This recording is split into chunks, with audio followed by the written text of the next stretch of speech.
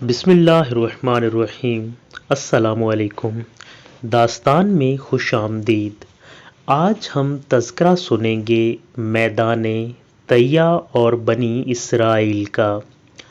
جب فرعون دریائے نیل میں غرق ہو گیا اور تمام بنی اسرائیل مسلمان ہو گئے، اور جب حضرت موسیٰ علیہ السلام کو اطمینان نصیب ہوا تو اللہ تعالیٰ کا حکم ہوا کہ آپ بنی اسرائیل کا لشکر لے کر ارض مقدس یعنی بیت المقدس میں داخل ہو جائیں۔ اس وقت بیت المقدس پر عمالقہ کی قوم کا قبضہ تھا، جو بدترین کفار تھے اور بہت طاقتور اور جنگجو اور نہایت ہی ظالم لوگ تھے۔ چنانچہ حضرت موسیٰ علیہ السلام 6 لاکھ بنی اسرائیل کے ہمراہ قوم عمالقہ سے جہاد کے لیے روانہ ہوئے، مگر جب بنی اسرائیل بیت المقدس کے قریب پہنچے تو ایک دم بزدل ہو گئے اور کہنے لگے کہ اس شہر میں جبارین یعنی عمالقہ ہیں جو بہت ہی زور آور اور زبردست ہیں، لہٰذا جب تک یہ لوگ شہر میں رہیں گے ہم ہرگز شہر میں داخل نہیں ہوں گے۔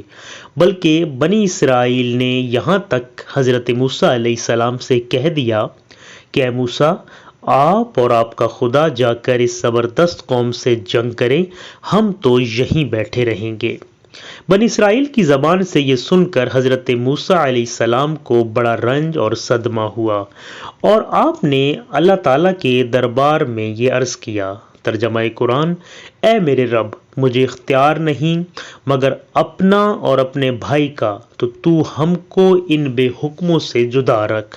اس دعا پر اللہ تعالیٰ نے غیظ و غضب کا اظہار کرتے ہوئے فرمایا۔ ترجمہ قرآن: تو وہ زمین ان پر حرام ہے، 40 برس تک بھٹکتے پھریں زمین میں، تو تم ان بے حکموں کا افسوس نہ کھاؤ۔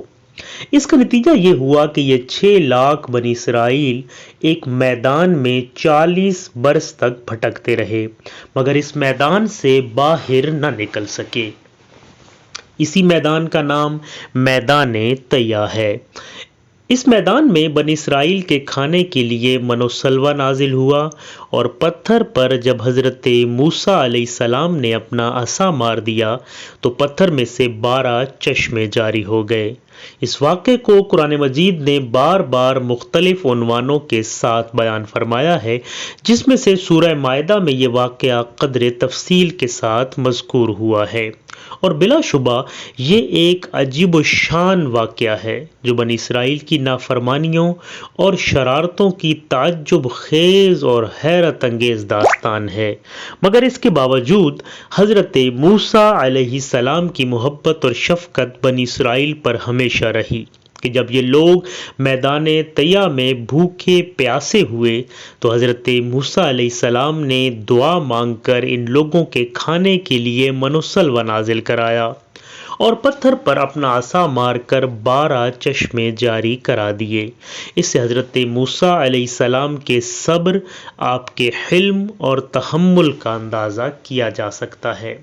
حضرت موسیٰ علیہ السلام کو جب اللہ تعالیٰ نے فرعون کی ہدایت کے لیے اس کے دربار میں بھیجا تو 2 معجزات آپ کو عطا فرما کر بھیجا، ایک عصا اور دوسرا ید بیضاء یعنی روشن ہاتھ۔ حضرت موسیٰ علیہ السلام اپنے گریبان میں ہاتھ ڈال کر باہر نکالتے تو ایک دم آپ کا ہاتھ روشن ہو کر چمکنے لگتا تھا، اور پھر جب آپ اپنا ہاتھ گریبان میں ڈال دیتے تو وہ اپنی اصل حالت میں ہو جایا کرتا۔ اس معجزے کو قرآن عظیم نے مختلف صورتوں میں بار بار ذکر فرمایا ہے، چنانچہ سورہ طٰہٰ میں ارشاد ہوا۔ ترجمہ قرآن: اور اپنا ہاتھ اپنے بازو سے ملا، خوب سفید نکلے گا۔ بے کسی مرض کے ایک اور نشانی کہ ہم تجھے اپنی بڑی بڑی نشانیاں دکھائیں۔ اسی معجزے کا نام ید بیضاء ہے جو ایک عجیب اور عظیم معجزہ ہے۔ حضرت ابن عباس رضی اللہ تعالیٰ عنہ نے فرمایا کہ حضرت موسیٰ علیہ السلام کے دست مبارک سے رات اور دن میں آفتاب کی طرح نور نکلتا تھا۔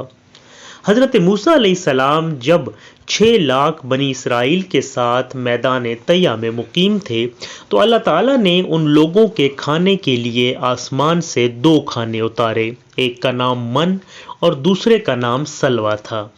من بالکل شہد کی طرح سفید ایک حلوہ تھا یا سفید رنگ کی شہد ہی تھی جو روزانہ آسمان سے بارش کی طرح برستی تھی، اور سلوہ پکی ہوئی بٹیریں تھیں جو دکنی ہوا کے ساتھ آسمان سے نازل ہوا کرتی تھیں۔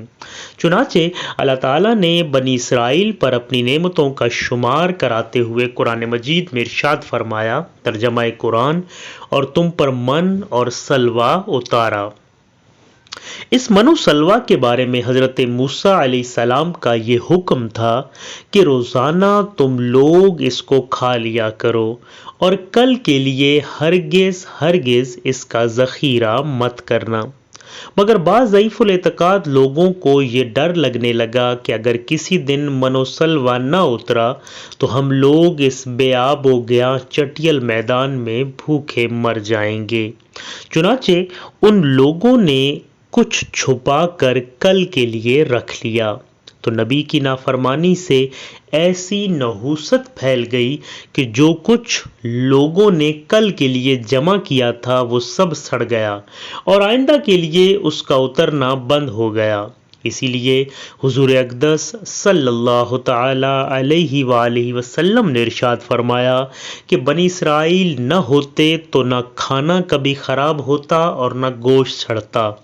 کھانے کا خراب ہونا اور گوشت کا سڑنا اسی تاریخ سے شروع ہوا، ورنہ اس سے پہلے نہ کھانا بگڑتا تھا نہ گوشت سڑتا تھا۔ تو یہ تھا آج بنی اسرائیل کا میدان طیہ میں گزرے ہوئے واقعات سے متعلق۔ اسی طرح کے قرآنی واقعات کے لیے ہمارے چینل کو سبسکرائب کیجیے اور ہماری ویڈیو کو لائک کیجیے۔